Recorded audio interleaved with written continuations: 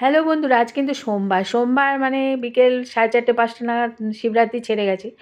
তাই ভাবলাম একটু ডালিয়া বানাবো। ডালিয়া বানাতে এসে ভালো করে বানিও, কিন্তু খুব খিদে পেয়েছে। আরে হ্যাঁ রে বাবা, একটু কথা বলতে দে তো বন্ধুদের সাথে।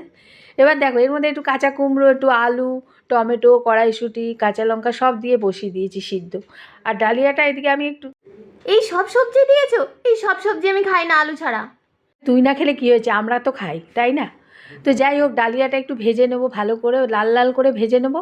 তারপর ডালিয়াটা দেবো, এতে না গন্ধটা আর কি সুবাস যাকে বলে সেটা খুব ভালো হয়। তো যাই হোক, ওটা ফুটিয়ে নিলাম। আরে হ্যাঁ, জানি জানি সবাই ডালিয়া করতে জানে, কিন্তু আমার তো কন্টেন্টের দরকার, তাই না? বোঝো তো তোমরা, তাই জন্য এসছি। এই দেখো, এই সবজিগুলো ফোটার পর আমি কিন্তু যে কোনো ডাল বলো, যে কোনো খিচুড়ি বলো, কাঁচা মুগের ডাল দিই। তা না হলে না খুব অ্যাসিড হয়। ভাজা মুখ করতে পারতে, ভাল লাগে খেতে। না, তোর ভাল লাগলে হবে? অ্যাসিড হয় না। আমি এরকমই করবো, খেয়ে দেখ, বুঝবি না ভাজা না কাঁচা। যাই হোক, এটা একটু হলুদ আর নুন দিয়ে বসিয়ে নিলাম। সবেতে কথা বলছে, বলতেই দিচ্ছে না। এবার আমি ডালিয়াটা এর মধ্যে দিয়ে দেবো। এটা বেশ, ডালটা বেশ সিদ্ধ সিদ্ধ হয়ে এসছে। আরে আরে, ডালটা তো ভালো করে সিদ্ধ হতে দাও, তারপরে তো মশলা দেবে। আরে মশলা দেবো না, এখন আমি ওই ডালিয়াটা তুলে দিলাম। এরপরে মশলার জন্য নিয়েছি কী বলো তো, ঘি। ঘি বেশি নেই, অল্প আছে, যাকে যা আছে তাই দেবো। তেজপাতা, শুকনো লঙ্কা আর জিরে নিয়েছি ফোড়নের জন্য, আর একটা মশলা করে নিয়েছি আদা, টমেটো, কাঁচা লঙ্কা আর একটু ভাজা মশলা, ব্যাস এই দিয়েই করব।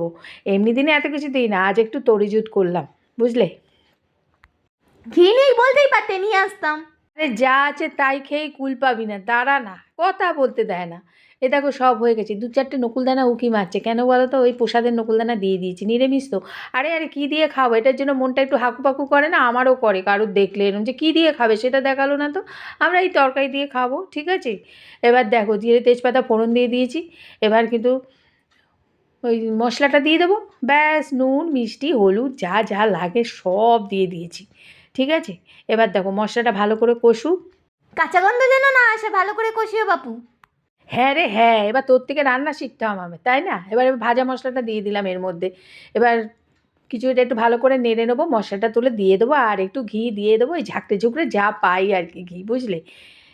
আরে তাড়াতাড়ি করো, এবার কিন্তু খুব খিদে পেয়ে গেছে আমার। আরে এই তো হয়ে এলো হয়ে এলো। আরে বন্ধুরা, দেখেছো তর সইছে না, খিদে নাকি প্রাণ প্রণ একেবারে জ্বলে পুড়ে যাচ্ছে, পরাণ যায় জ্বলিয়ারে হয়ে যাচ্ছে। আরে পড় না রে বাপু, যা আছিস পড়। ওই তো পড়েছে, হয়ে যাবে কেন এতে? যাই, জাগিয়ে যাক, একটু নাড়িয়ে চাড়িয়ে খেতে দিয়ে আসি, বুঝলে? খিদেতে নাকি থাকতে পারছে না। কই গো, হলো, তাড়াতাড়ি করো। হ্যাঁ হয়েছে, আসি আসি, টাটা, ভালো লাগলে সাবস্ক্রাইব করো, হ্যাঁ আসি।